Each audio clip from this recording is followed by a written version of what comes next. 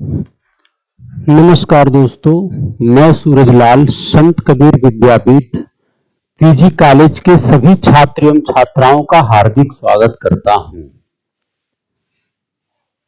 आज हम लोग एक नए विषय एवं नए जो प्रतियोगी परीक्षाएं हैं उसके संदर्भ में कुछ पेपर्स हैं उसके बारे में चर्चा करेंगे। जैसे क्या है प्रकरण, आज हम लोग चर्चा करेंगे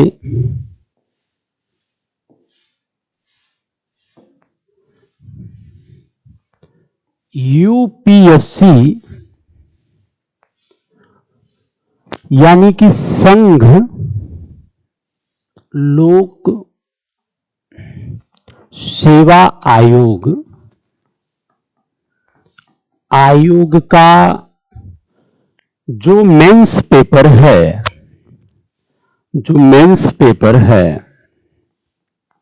मेंस पेपर में हम लोग चर्चा करेंगे सामान्य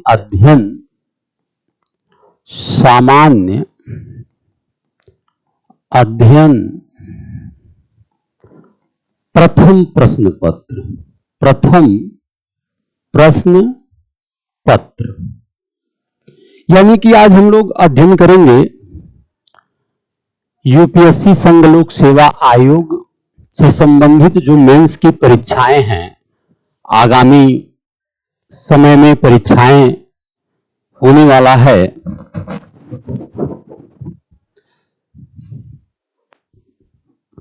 तो संदर्भ में हम मेंस की क्लास देखेंगे जिसमें आपका सामान्य अध्ययन पेपर फर्स्ट यानी कि GS general studies paper first में जो हम लोग का फर्स्ट पेपर है उसके बारे में चर्चा करेंगे। और उसमें जो आज हम लोग का टॉपिक होगा वह होगा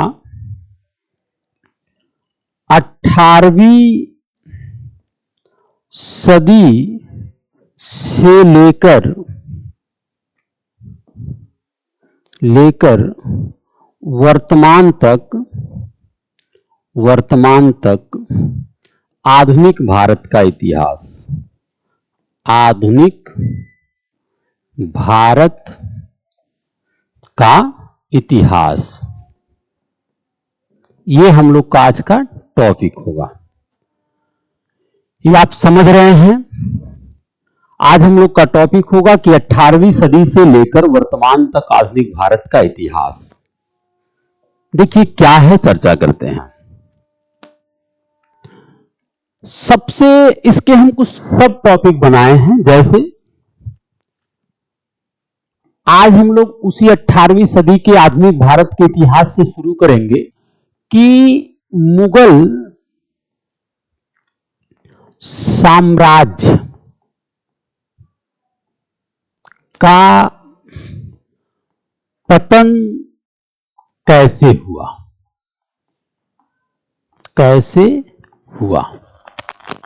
तो देखिए, जैसे आपको एक बात पता है कि बाबर ने एक एम्पायर यानी साम्राज्य का निर्माण किया जो कि मुगल साम्राज्य है। और उस मुगल साम्राज्य में बाबर के बाद तमाम सारे अच्छे शासक जैसे कि अकबर भी रहे, जहांगीर भी रहे। बाबर के बाद आप देखेंगे हुमायूं हैं, अकबर हैं, जहांगीर हैं,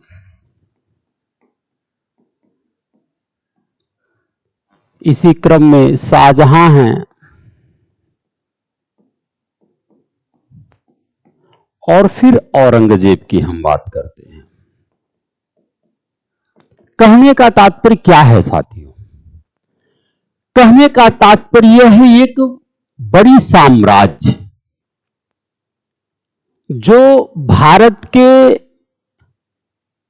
उत्तर पश्चिम भाग से लेकर के भारत के उत्तर पश्चिम भाग से लेकर के भारत के दक्षिणी इलाकों तक एक स्वायत्त शक्ति की स्थापना किए थे। लेकिन हुआ क्या, इस मुगल एम्पायर की जो शासन प्रणाली था, जो शासन प्रणाली था, चूंकि इनका जो राजा होता था वो निरंकुश था। निरंकुश, इसका मतलब क्या, जैसे वर्तमान समय में आप देख रहे हैं कि प्रत्येक देश में लोकतंत्र है, डेमोक्रेसी है। अब लोकतंत्र होने के नाते वहां की जनता के द्वारा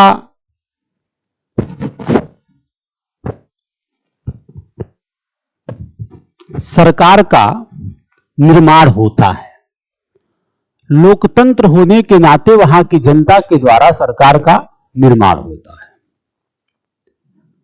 लेकिन जो मुगल शासन प्रणाली थी, वहां के शासक निरंकुश थे, यानी कि उनकी शासन स्वेच्छाचारी था। स्वेच्छाचारी, यहां स्वेच्छाचारी का मतलब क्या है, ये उनके चरित्र के ऊपर निर्भर कर रहा था कि वह अपने शासन की व्यवस्था को कैसे चलाएंगे। अगर उनकी इच्छा है तो वह सामाजिक,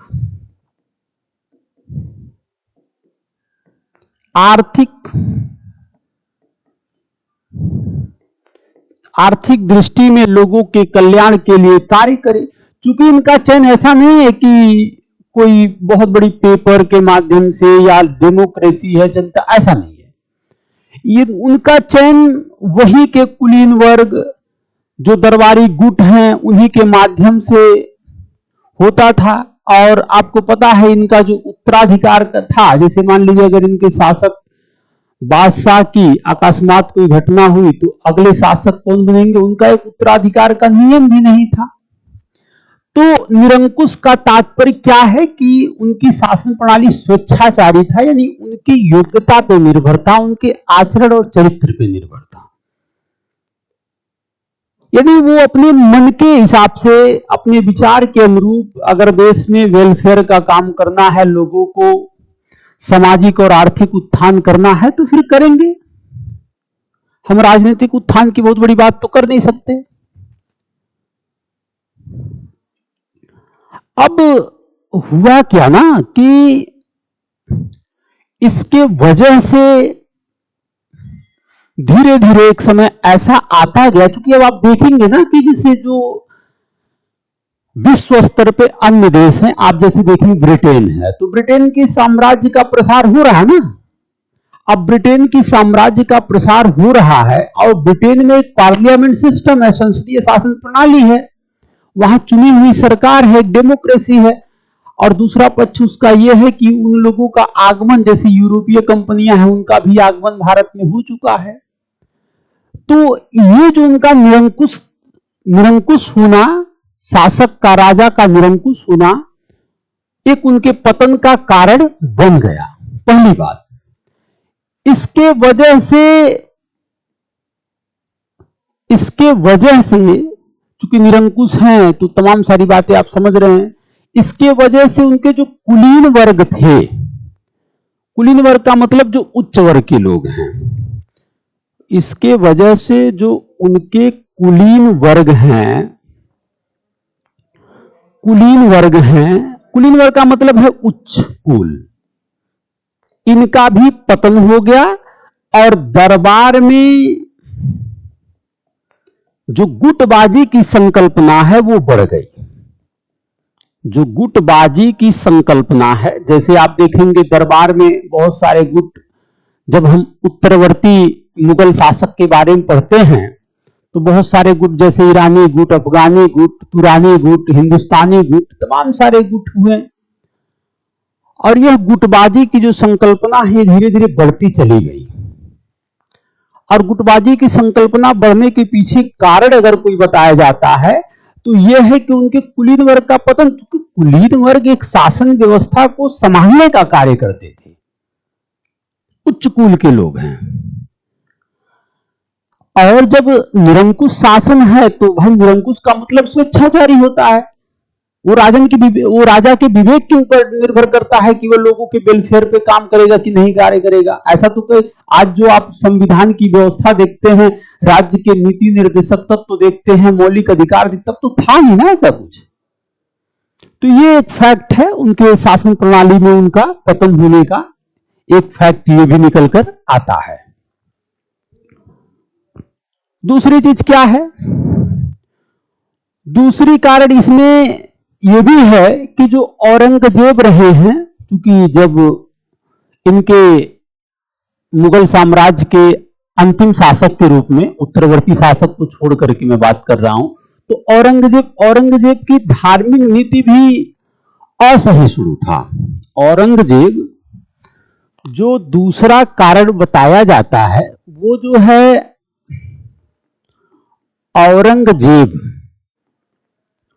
औरंगजेब की धार्मिक नीति कैसा था? सहिष्णु था, असहिष्णु था। इनकी जो धार्मिक नीति था असहिष्णु। ठीक। देखिए, अब हम थोड़ी सी भारत की बात करें, धर्म और संप्रदाय के बारे में। आपको पता है कि धार्मिक नीति की दृष्टि से भारत में ईसाई हैं, ईसाइयत हैं, सिख हैं, हिंदू हैं,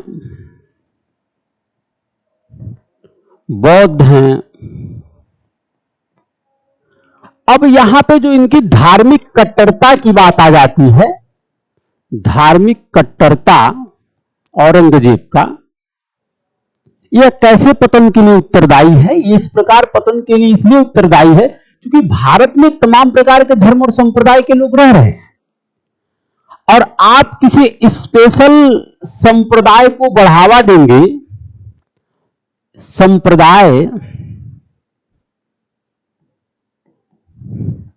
आप किसी स्पेशल संप्रदाय को बढ़ावा देंगे तो फिर लोगों में आपके प्रति विरोध तो बनेगा ना। और अनंतर यह हुआ। आप देखेंगे जो राजपूत के राजे रजवाड़े हैं, राजपूत के जो लोग हैं, राजपूत शासक हैं, जो सिख के जो कुछ शासक रहे हैं, और मराठे तो पूरी तरीके से, क्योंकि अगर मुगलों को कोई चुनौती दिया है तो मराठों ने दिया है। तो इन धार्मिक कट्टरता की वजह से राजपूत, सिख और मराठों ने विद्रोह का एक बिगुल फूंक दिया। क्योंकि ये धार्मिक जो मंदिर वगैरह हैं, भारत में धर्म, जैसे हिंदू धर्म है, अब हिंदू धर्म में जो मंदिर हैं, जो बड़े बड़े पूजा के लिए बनाए गए मंदिर वगैरह, बहुत सारे प्राचीन मंदिर हैं भारत में, जो स्मारक रहे हैं, उनकी सुरक्षा न करते हुए, बल्कि औरंगजेब के द्वारा धार्मिक कट्टरता को अपनाते हुए इन्होंने उसको जैसे तोड़ने का कार्य किया। तमाम सारी ऐसी बिंदुएं देखने को मिलता है, जिसकी वजह से लोगों में एक विरोध निकल कर आया, कि नहीं, ये तो जो है देश के लिए बेहतर नहीं है। इस वजह से धार्मिक कट्टरता भी मुगल साम्राज्य के पतन का कारण बनता है। यह तो हो गया धार्मिक। इसके साथ साथ आप देखेंगे कि आर्थिक कारण भी रहा है। भाई मुगल साम्राज्य एक बड़ी साम्राज्य रही है ना। आप देखेंगे कि ये 1505 से, बाबर के बाद से 1505 से लगभग आप देखेंगे 1707 तक, औरंगजेब की मृत्यु 1707 में हुई। तो इन लंबे वर्षों का कार्यकाल रहा, और एक बड़ी साम्राज्य उत्तर भारत से लेकर के दक्षिण भारत के भागों तक मुगलों का एम्पायर रहा। तो जो आर्थिक स्थिति थी देश की मुगलों की, वो भी बिगड़ चुकी थी। आप देखेंगे कि जैसे कि आर्थिक स्थिति में कृषि की उत्पादकता में भी गिरावट आई। ऐसा क्यों? भू राजस्व बढ़ने की वजह से। आर्थिक कारण क्या है? आर्थिक कारण यह है कि जो भू राजस्व है, भू राजस्व को बढ़ने की वजह से कृषि में उत्पादकता में कमी आई। उत्पादकता में कमी आई, जिससे ग्रामीण क्षेत्रों में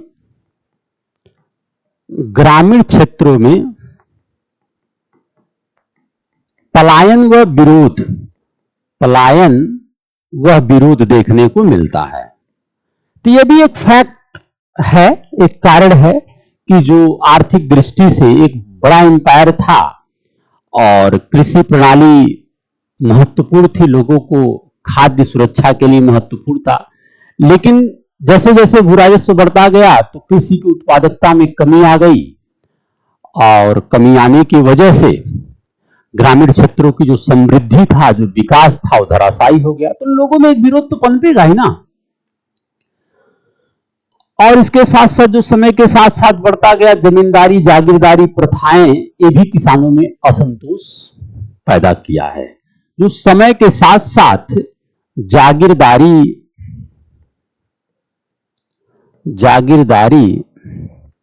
एवं जमींदारी जैसी व्यवस्थाएं हैं, ये भी किसानों में असंतोष पैदा किया है। यह भी एक कारण है। देखिए, उसके साथ साथ आप देखेंगे कि एक बड़ी साम्राज्य थी और एक बड़ी साम्राज्य में लोगों को, चूंकि बड़ी साम्राज्य है तो लोगों को वेतन देना, तमाम सारे ऐसी चीजें हैं कि जो ब्रिटिश सरकार जो मुगल एम्पायर है वो नहीं कर पाया। धीरे धीरे वो वेतनमान, चूंकि इसमें जो वेतन से संबंध आप देखेंगे कि आर्थिक कारण में, कि जब आप देखेंगे जो उत्तरवर्ती शासक है ना, जो उत्तरवर्ती शासक जैसे कि मोहम्मद शाह के शासनकाल में आप देखेंगे कि कुछ बाह्य विदेशी आक्रमण हुए, चाहे वह नादिर शाह का आक्रमण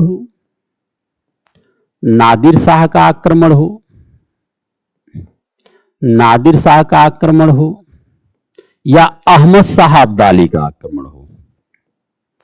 अहमद शाह अब्दाली का आक्रमण हो, तो इन आक्रमणों में भी मुगल एम्पायर, जो मुगल साम्राज्य है ना, उसे उसकी वित्तीय प्रणाली को चोट पहुंचाने का कार्य किया है। इन आक्रमणों ने भी मुगल शासन की जो वित्तीय प्रणाली है ना, जो वित्तीय प्रणाली है, उसे चोट पहुंचाने का कार्य किया गया। ठीक है, जो मुगल एम्पायर की वित्तीय प्रणाली है उसे चोट पहुंचाने का कार्य किया गया है। तो यह भी एक कारण था कि भाई आर्थिक कारण तो भू राजस्व वगैरह तो है ही, लेकिन जो ऐसे बाहरी आक्रमण हैं, इनके द्वारा भी, क्योंकि मोहम्मद शाह के शासनकाल में आप देखते हैं ना कि जो हमारी, ऐसे थोड़ा सा बात करते हैं, देखो आप होता ना, एक होता है केंद्रीयकरण। अब आप जब केंद्रीयकरण में देखेंगे तो मान लीजिए मुगल एम्पायर है, मुगल साम्राज्य है, तो इस मुगल साम्राज्य में केंद्र की शक्ति दिल्ली में है, दिल्ली में बादशाह है, और सूबा या प्रांत है। अब क्या है ना कि धीरे धीरे औरंगजेब की मृत्यु के बाद जो है क्षेत्रीय शक्तियों का उद्भव हो रहा है। जो क्षेत्रीय शक्तियां हैं उनका भी उद्भव हो रहा है, क्षेत्रीय शक्तियां। उसके साथ साथ कुछ स्थानीय, क्षेत्रीय शक्ति के साथ साथ स्थानीय शक्तियां भी और कुछ उत्तराधिकार वाले भी लोग हैं, कुछ उत्तराधिकार वाले प्रांतों के शासक हैं, प्रांतों के नवाब हैं, जो कि मुगल एम्पायर के खिलाफ, केंद्र के खिलाफ एक विरोध की भावना बना रहे हैं। क्योंकि आप देखेंगे कि जब औरंगजेब की मृत्यु हो जाती है तो कुछ मुगल औरंगजेब के बाद कुछ उनके उत्तराधिकारी शासक बनते हैं। जैसे आप देखेंगे कि बहादुर शाह प्रथम औरंगजेब के बाद, फिर जहांदार शाह, फिर आप देखेंगे कि फर्रुखसियर,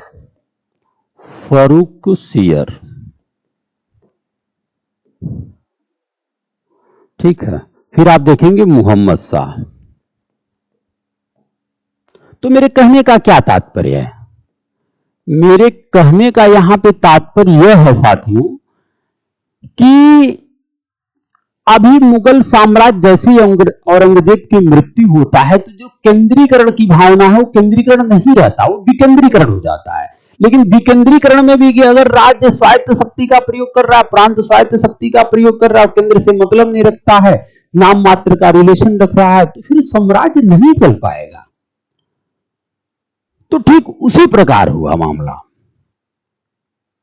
जो साम्राज्य न चलने का कारण है, धीरे धीरे पतन हो गया, वो यही कारण है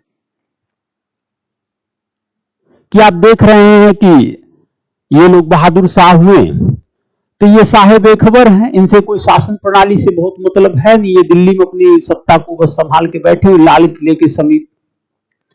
तो ये जो क्षेत्रीय शक्तियां जैसे आप ले लीजिए, चाहे बंगाल हो, चाहे मैसूर हो, चाहे हैदराबाद हो, क्या ये लोग अपना जो केंद्रीकरण का भावना उसको बनाए रखेंगे? नहीं बनाएंगे। और जब केंद्रीकरण की नहीं भावना बनाएंगे तो विकेंद्रीकरण होगा, यानी कि सत्ता का ये केंद्र अपना अलग देखेगा, राज्य प्रांत अपना सूबा अलग देखेगा। तो ये भी एक कारण रहा मुगलों के पतन का। उसके साथ साथ आपने देखा कि कैसे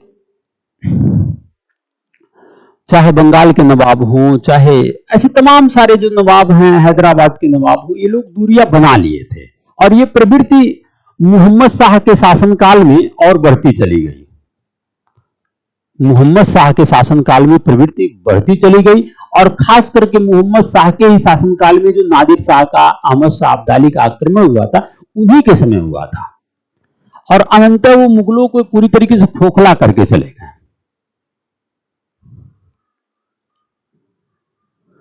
तो ये रहा एक कारण। अच्छा, इसके साथ साथ एक कारण और है। ये तो जो कारण है, अब इसमें जब इन लोग का पतन होता चला गया तो भारत में अगर दूसरी पक्ष को देखा जाए तो कुछ यूरोपीय कंपनियां हैं। यूरोपीय कंपनियां हैं। अब जो यूरोपीय कंपनियां हैं यह भी अपनी वर्चस्व की लड़ाई लड़ रही हैं, चाहे पुर्तगाली हो, चाहे डच हो, चाहे ब्रिटिश ईस्ट इंडिया कंपनी हो, चाहे फ्रांसीसी हो। अब इसमें आपको पता है कि पुर्तगाली का भी पतन हो गया, डच का भी, और एक जो कंपनी है British east India company, British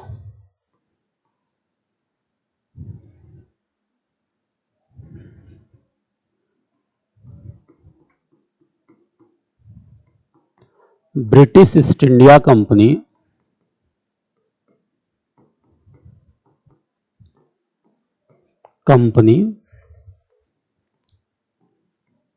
इनको कुछ अधिकार दे दिया गया था उत्तरवर्ती मुगल शासक के माध्यम से। जैसे फर्रुखसियर हैं, और फर्रुखसियर ने क्या किया था, 1717 का एक फरमान जारी कर दिया था 1717 का एक फरमान जारी कर दिया। अब जो 1717 का फरमान है ना, यह मुगलों के शासन प्रणाली में, खास करके बंगाल, बिहार, उड़ीसा में मात्र 3000 रुपए वार्षिक कर के आधार पे पूरी व्यापार करने की छूट दे दी गई। अब ये क्या है, ये देखिए, ये मतलब इनकी तो बागडोर खत्म हो ही रही है, मुगल साम्राज्य की पतन तो चली रही है, लेकिन एक किसी तीसरे व्यक्ति को न्योता मिल रहा है कि आप आइए साम्राज्य बनाइए। तो इस फरमान के माध्यम से ब्रिटिश ईस्ट इंडिया कंपनी को भी मौका मिला धीरे धीरे। और जब इनको मौका मिला तो ये भी मुगल एम्पायर के पतन में अपनी जो भूमिका है ये भी ये लगा दिए हैं। क्योंकि अनंत आप देख रहे हैं ना कि धीरे धीरे जो उत्तरवर्ती शासक थे उतना एलिजिबल तो है नहीं, योग्य हैं, अयोग्य हैं। जो उत्तरवर्ती शासक हैं वो अयोग्य हैं और निकम्मे हैं। इसके वजह से ब्रिटिश ईस्ट इंडिया कंपनी की भी भूमिका बढ़ गई और धीरे धीरे देखेंगे कि आप ये लोग भी जो है मुगल शासन के पतन में इनकी भी भूमिका मानी जाती है। क्योंकि कोई साम्राज्य है ही नहीं, ये लोग क्या कर रहे हैं, हैदराबाद को, मराठे को, अवध को, कर्नाटक को, मैसूर को, ये लोग आपस में ही लड़ाने का कार्य कर रहे हैं। तो देखो, अगर मान लीजिए औरंगजेब की मृत्यु हो गई तो ये जो छोटे छोटे प्रांत हैं, सूबा हैं, इन्हें अपनी शक्ति को, स्वायत्त शक्ति को बचाए रखना चाहिए था, लेकिन नहीं बचा पाए, तो उनका तो पतन हो रहा है। इसके माध्यम से ब्रिटिश ईस्ट इंडिया कंपनी ने उस पतन की अवस्था को और आगे बढ़ा दिया। तो ये एक कारण है पतन के। इसके साथ साथ आपको हमने आर्थिक कारण बताया कि सैन्य खर्च बढ़ ही गया था, परिवहन लागत वगैरह भी वित्तीय प्रणाली में एक प्रभाव डाला, जिसकी वजह से आपने देखा तो ये कारण हो गए। उसके साथ साथ मुगलों ने कोई अन्य कारण ये है, जो उत्तराधिकार है ना, उत्तराधिकार का स्पष्ट नियम नहीं था, स्पष्ट नियम नहीं था। मुगलों में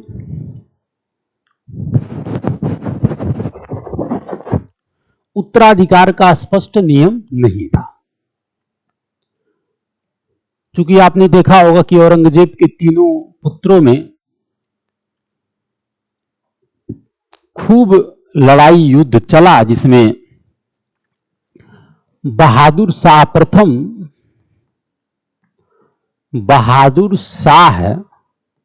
फर्स्ट शासक बनता है, उत्तरवर्ती मुगल शासक।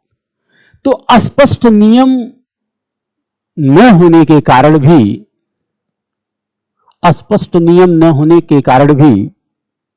मुगलों का पतन हुआ है, उत्तराधिकार का स्पष्ट नियम न होने के कारण भी। क्षेत्रीय शक्तियां तो आपने देख ही लिया, ठीक। ये तो हो गया मुगलों के पतन का कारण। नेक्स्ट हम लोग बातें करते हैं कि देखिए, यूरोपीय कंपनियों में आपको पता है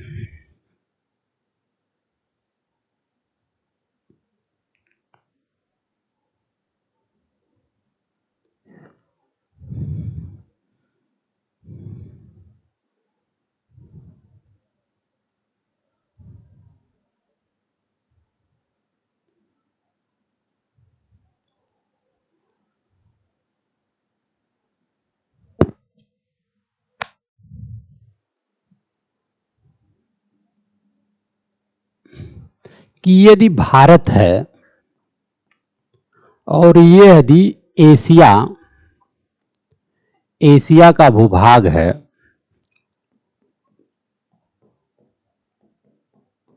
तो यदि अफ्रीका है, तो आप देखेंगे कि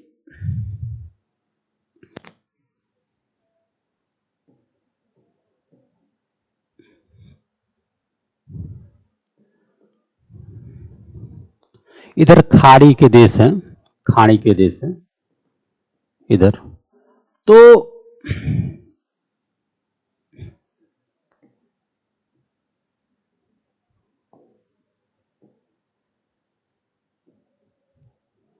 आप देखेंगे कि जब भारत में चूंकि एक व्यापारिक गतिविधियां चल रही थी, इटली का एक अधिकार था, और जब तुर्की वालों ने 1453 की बात है, जब कुस्तुनतुनिया वाला जो स्थल मार्ग है उसको उन लोगों ने उस पर कब्जा कर लिया, तो चूंकि यूरोपियन देशों में एक वैज्ञानिक खोज चल रहा था, वैज्ञानिक खोज, पूर्ण जागरण जैसी कहानियां चल रही थी, लोगों ने एक नए मार्ग की खोज किया, लोगों के पास नौसैनिक शक्ति बढ़ रही थी, जहाज निर्माण का, ठीक है, तमाम सारी चीजें जो है, सूचक यंत्र, तमाम सारी चीजों का निर्माण करने के बाद लोगों ने जब देखा स्थल मार्ग बंद हो चुका है, तो एक नए मार्ग की तलाश करके, वो जो पुर्तगाली थे, एक नए मार्ग की तलाश करके केप ऑफ गुड होप का चक्कर लगाते हुए भारत के कालीकट में आए थे। तो ये जो यूरोपीय कंपनी है ना, इन कंपनियों में आप देखते हैं कि पुर्तगाली आए, डच आए, फिर ब्रिटिश ईस्ट इंडिया कंपनी आई, फिर फ्रांसीसी आया, लेकिन इसमें ब्रिटिश ईस्ट इंडिया कंपनी का ही क्यों जीत हुआ? यानी कि जो अंग्रेजी ब्रिटेन की ब्रिटिश ईस्ट इंडिया कंपनी है उनका जीत क्यों हुआ, इसके बारे में चर्चा करते हैं। यानी कि व्यापारिक कंपनियों में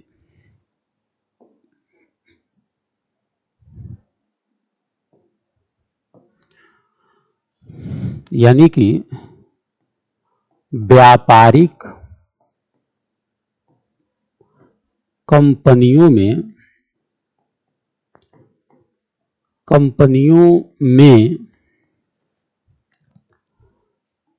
ब्रिटिश ईस्ट इंडिया कंपनी की जीत क्यों हुई, की जीत क्यों हुआ, यह एक मेंस का कारण है। तो देखिए, अभी हमने बताया कि पुर्तगाली से शुरू है, डच आए, फिर आपके जो है अंग्रेजी आए, यानी ब्रिटिश ईस्ट इंडिया कंपनी, फिर आपके फ्रांसीसी आए। तो जीत क्यों हुआ ब्रिटिश ईस्ट इंडिया कंपनी का, इसे जानने की जरूरत है। तो ब्रिटिश ईस्ट इंडिया कंपनी की जीत का कारण ये रहा ना कि देखो, चूंकि यह एक निजी कंपनी है, पहली बात, और जिसका निर्णय जो है एक निर्देशक मंडल के द्वारा लिया जा रहा था, और पूरी तरीके से ब्रिटेन की जो सरकार है उससे स्वतंत्र है ये। लेकिन अन्य कंपनियों में ऐसा नहीं है।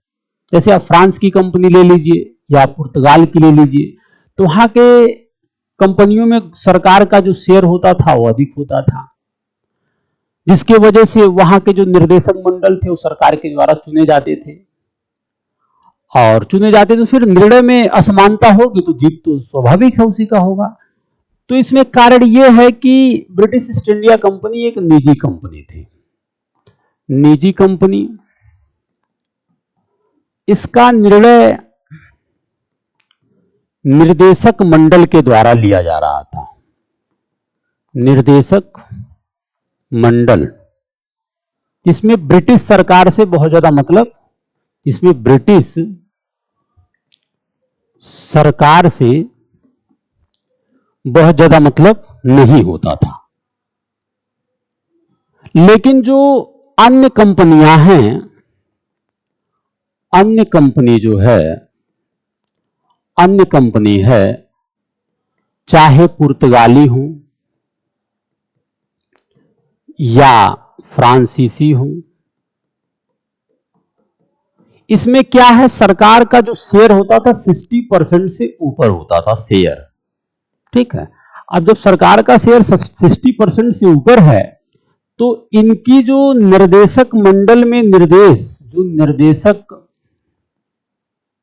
मंडल है, जो निर्णय लेने वाला निर्देशक मंडल है, उस निर्देशक मंडल में सरकार की भूमिका प्रमुख हो जाती थी। जब सरकार की भूमिका प्रमुख है तो फिर निर्णय में असमानता होगा। तो निर्णय में असमान, तो इसका देखिए निष्कर्ष क्या है, निर्णय में असमानता। तो निर्णय में असमानता के कारण जो है, निर्णय में असमानता के कारण ब्रिटिश ईस्ट इंडिया कंपनी का जीत हुआ। और उसके साथ साथ और भी कारण हैं, ये तो निर्णय में असमानता की एक कारण निकल कर आई। उसके साथ साथ आप देखेंगे कि जो नौसैनिक सर्वोच्चता है, जो ब्रिटेन सरकार की, जो ब्रिटेन की एक ब्रिटिश गवर्नमेंट की जो नौसेना है, उस नौसेना में जो जल मार्ग में जो एक नौसैनिक हैं, प्रशिक्षित हैं, अच्छे अस्त्र शस्त्र हैं, अच्छी उन्हें प्रशिक्षण मिला है, लेकिन उसके सापेक्ष अन्य जो है, चाहे फ्रांसीसी हो गए, चाहे डच हो, चाहे पुर्तगाली हो, उनके पास ऐसी व्यवस्था है लेकिन उतना अनुकूल नहीं था। एक दूसरा कारण यह है, दूसरा कारण यह है कि नौसैनिक सर्वोच्चता, नौसैनिक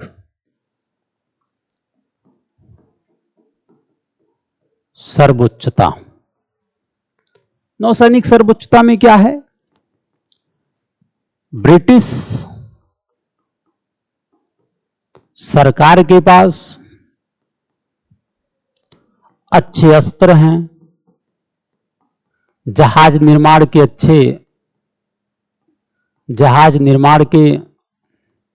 अच्छे कारखाने हैं, सैनिकों की प्रशिक्षण व्यवस्था है, सैनिकों की प्रशिक्षण व्यवस्था है, लेकिन अन्य के पास ऐसी सुविधाएं बहुत कम है। इनके सापेक्ष अन्य के पास सुविधाओं का अभाव है, सुविधाओं का अभाव है। चाहे उसमें अभाव है, चाहे उसमें आप फ्रांसीसी को रखिए, चाहे उसमें आप पुर्तगाली को रखिए, चाहे उसमें आप डच को रखिए, पुर्तगाली या डच, यानी अन्य लोगों के पास जो है सुविधाओं का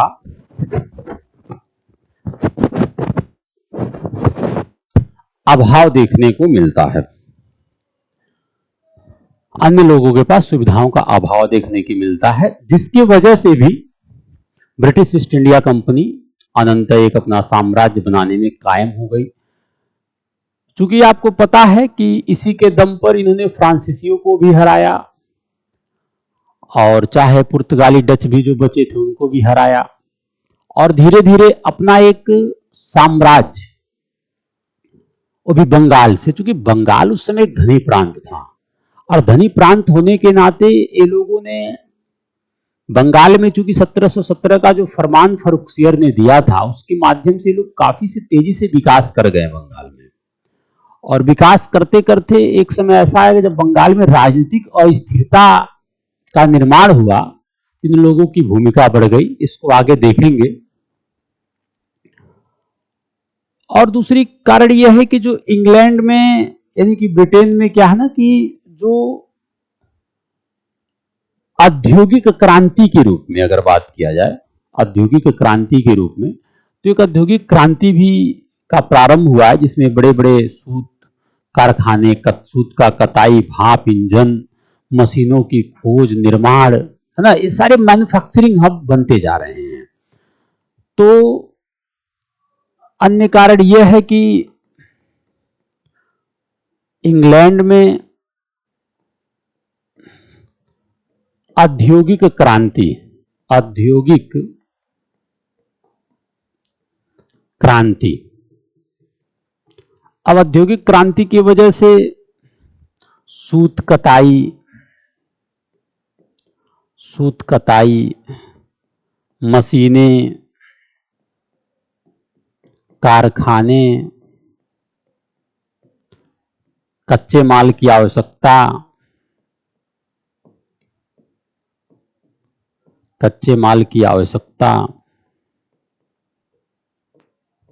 और भारत इसके लिए एक समृद्ध देश था।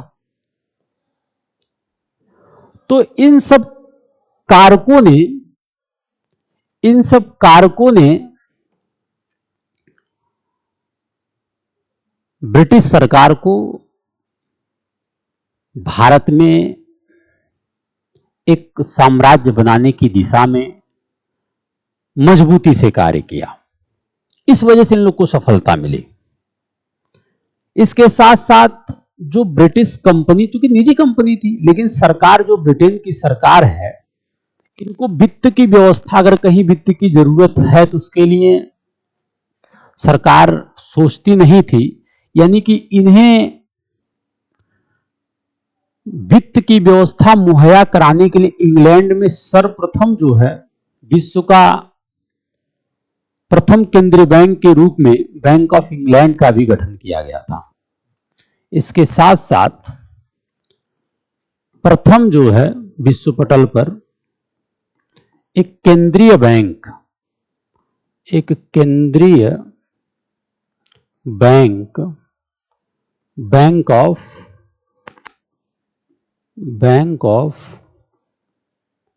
बैंक ऑफ इंग्लैंड की स्थापना किया गया। बैंक ऑफ इंग्लैंड की स्थापना किया गया, जैसे भारत में आरबीआई है ना, भारत में ऐसे, ठीक है, बैंक ऑफ इंग्लैंड की स्थापना किया गया, जो कंपनी को भी, जो ब्रिटिश कंपनी है, कंपनी को भी वित्त में योगदान करता था, वित्त में योगदान करता था। तो ये भी इनके ब्रिटिश ईस्ट इंडिया कंपनी का, जो यूरोपीय कंपनी के सापेक्ष इनकी जो जीत का एक कारण है, ये भी रहा है। तो ये तो रहा हमारा ब्रिटिश एम्पायर कैसे अपना विकास किया। इसके साथ साथ अब हम लोग अपने नेक्स्ट टॉपिक पे बात करते हैं कि कैसे फ्रांसीसी और ब्रिटिश ईस्ट इंडिया कंपनी के बीच संघर्ष हुआ। और ये जो संघर्ष हुआ है ना, इस संघर्ष में आखिर में कैसे British east India company Bharat में अपनी एक साम्राज्य बनाई, तो ये भी एक टॉपिक है। टॉपिक ये है कि कैसे ब्रिटिश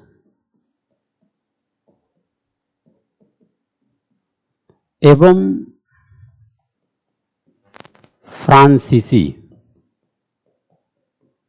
आपस में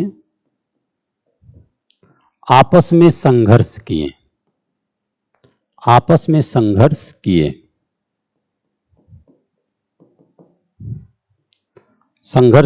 जो कर्नाटक युद्ध के माध्यम से समझा जा सकता है, जो कर्नाटक युद्ध के माध्यम से समझा जा सकता है।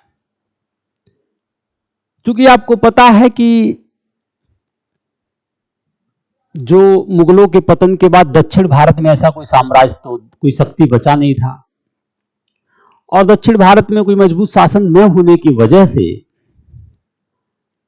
वहां, जैसे आप देख लीजिए दक्षिण भारत में, उधर कर्नाटक, फिर नीचे मैसूर, फिर ऊपर हैदराबाद, इन लोगों की लड़ाई खूब बढ़िया से चल रही थी।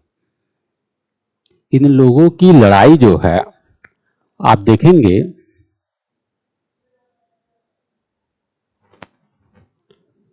कि ये जो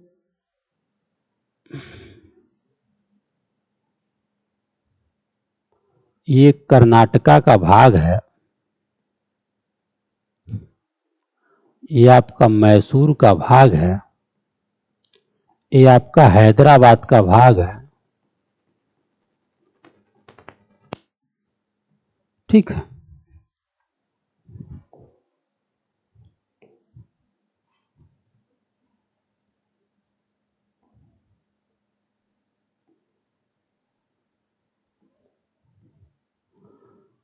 तो इन भागों में क्योंकि दक्षिण भारत में कोई ऐसी शक्ति था नहीं, इसके वजह से ये लोग आपस में लड़ते थे, ये लोग आपस में प्रतिद्वंदी थे। प्रतिद्वंदी थे। क्योंकि लोग देखो, कभी हैदराबाद कर्नाटक के साथ, कभी दोनों मिलकर के मैसूर पे कब्जा कर रहे थे। और इसी में रीजन ये था कि यूरोपीय कंपनी भी अपनी साम्राज्य के विस्तार कर रही थी, यूरोपीय कंपनियां भी थी।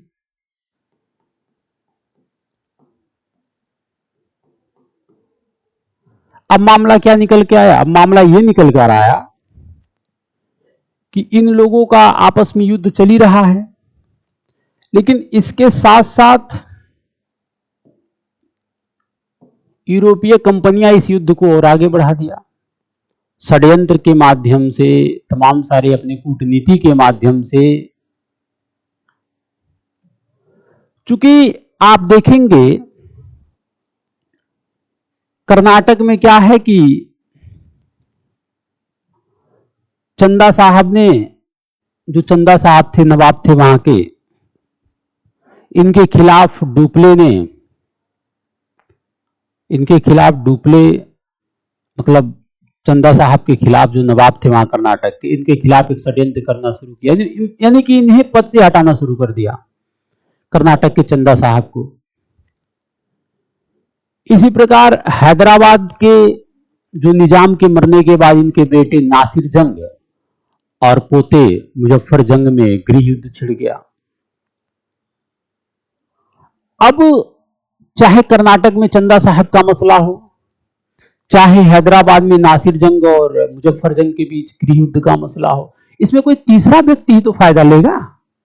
और तीसरा व्यक्ति यूरोपीय कंपनियों में, देखिए दो कंपनियां अभी भारत में अपने मोर्चे पे काम कर रही हैं। एक है फ्रांसीसी और एक है यूरोपीय ब्रिटिश कंपनी।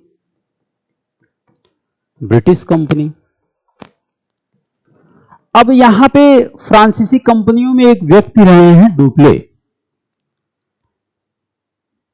बहुत ही योग्य और कुशल नेतृत्व एवं कूटनीतिज्ञ बताए जाते हैं, जो अपने षड्यंत्रकारी दिमाग को खूब खेले हैं। यहां पे इन्होंने कभी कर्नाटक के साथ, कभी हैदराबाद के साथ, और मैसूर पे तो लोग कब्जा करना ही चाह रहे थे।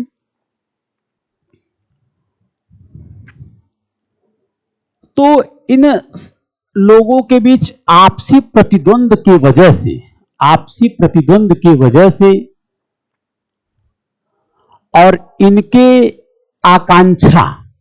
जो आकांक्षा है कि ब्रिटिश कंपनी चाह रहा था कि भाई मेरा भी एक साम्राज्य बने, तो एक कैसी साम्राज्य बनाएंगे, इन्हीं लोग को तो आपस में लड़ा करके। तो फ्रांसीसी भी चाह रही थी। इसके वजह से इन लोगों के बीच एक युद्ध होता है, जिसे कहते हैं कर्नाटका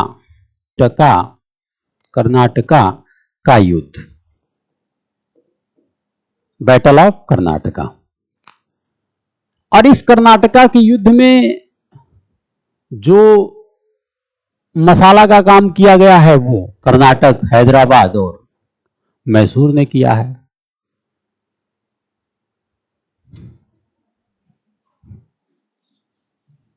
कर्नाटक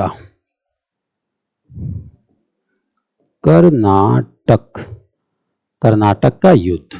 ठीक है, आइए हम लोग बात करते हैं क्या है कर्नाटक का युद्ध। ये तो भारत में कारण रहा कर्नाटक के युद्ध के संदर्भ में, ये तो भारत में कारण रहा, लेकिन विश्व स्तर पे भी कुछ कारण हैं। जैसे कि आप देखेंगे कि जो यूरोपियन कंट्री है, ब्रिटेन के ही सीमा से कुछ, उसके सीमा के नीचे कुछ देश हैं, जैसे ऑस्ट्रिया है, उसमें भी उत्तराधिकार का लड़ाई, राजनीतिक संकट आ चुका है। तो वहां पे उत्तराधिकार की जो ऑस्ट्रिया है ना, जो ऑस्ट्रिया है, ऑस्ट्रिया में राजनीतिक संकट,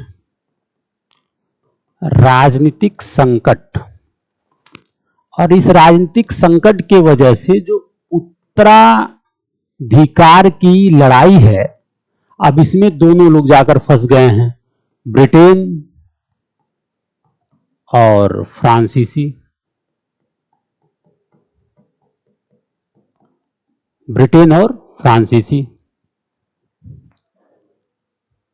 अब इन लोगों का ये युद्ध चलते चलते चलते, यहां का युद्ध चलते चलते जो है भारत तक पहुंच गया, और भारत का मसला ऑलरेडी तैयार है।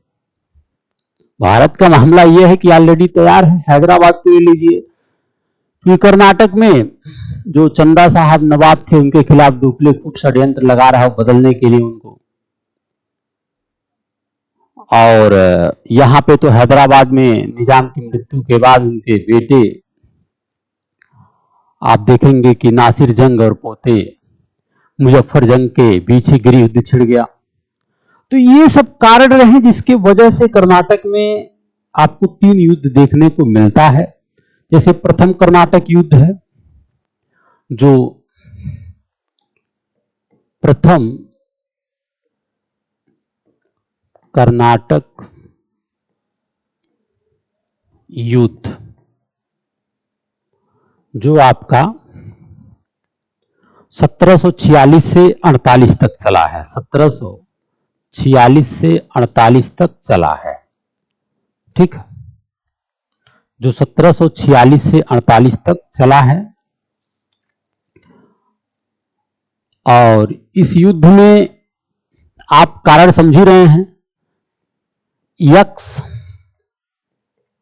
ला सैपेल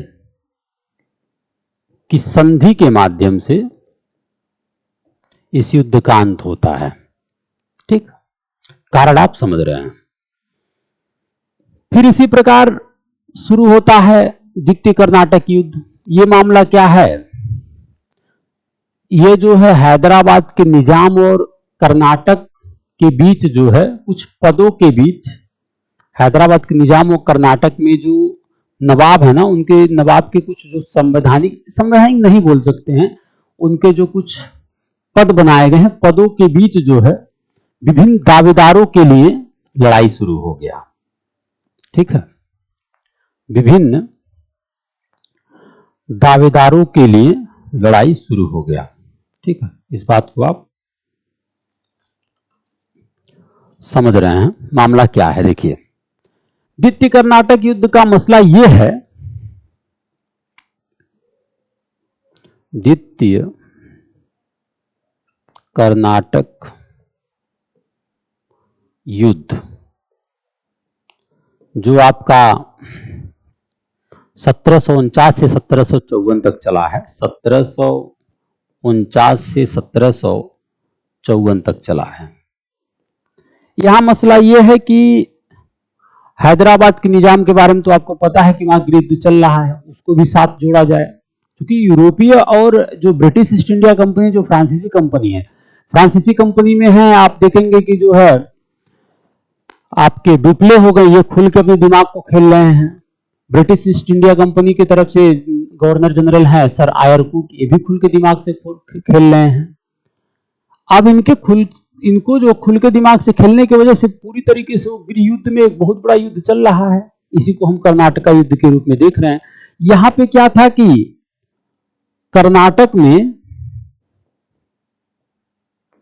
कुछ पदों के संबंधित जो दावेदार हैं, दावेदार जैसे आज आप देखते हैं कि मान लीजिए अभी लोकतंत्र है, डेमोक्रेसी है, यदि आपको सरकारी नौकरी चाहिए तो आप कहीं अखिल भारतीय सेवा में जाना चाह रहे हैं तो यूपीएससी का एग्जाम देना पड़ेगा, प्री देना पड़ेगा, मेंस देना पड़ेगा, इंटरव्यू देना पड़ेगा।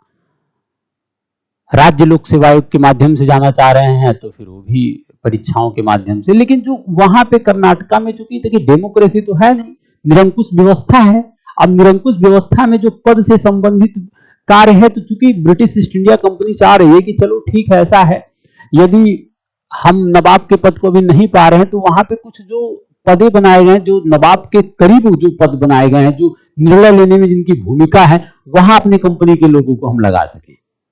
फ्रांसीसी चाह रहा मैं लगा सकूं, जिसके वजह से पदों के संदर्भ में युद्ध बढ़ता चला गया, और उसे हम द्वितीय कर्नाटक युद्ध के द्वारा समझ सकते हैं। और धीरे धीरे इस युद्ध की भी समाप्ति हुई है पांडिचेरी की संधि के साथ, जो है क्योंकि फ्रांसीसियों का देखिए अभी पलड़ा जो है फ्रांसीसियों का भारी है देश में, ठीक है। क्योंकि डुप्ले की वजह से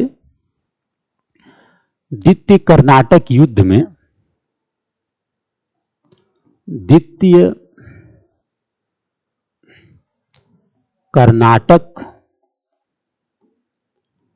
युद्ध का अंत जो है, समझौता पांडिचेरी, जो पुदुचेरी है, पांडिचेरी के संधि के माध्यम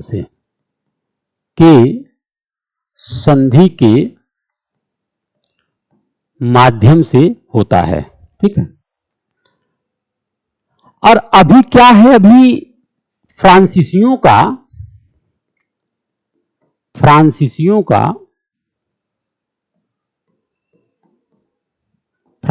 का पलड़ा भारी है। यदि शक्ति इन्हीं के पास है, अभी फ्रांसीसी ही जीत रहे हैं। ऐसा क्यों? क्योंकि अभी फ्रांसीसियों के गवर्नर हैं जिनका नाम है डुप्ले। इनकी भूमिका बहुत अच्छी चल रही है, तो हमें जानने की जरूरत है। फिर हम आगे बढ़ते हैं कि डुप्ले के बारे में, डुप्ले कौन थे और इनका क्या महत्व है, डुप्ले का महत्व, इंपॉर्टेंस क्या है।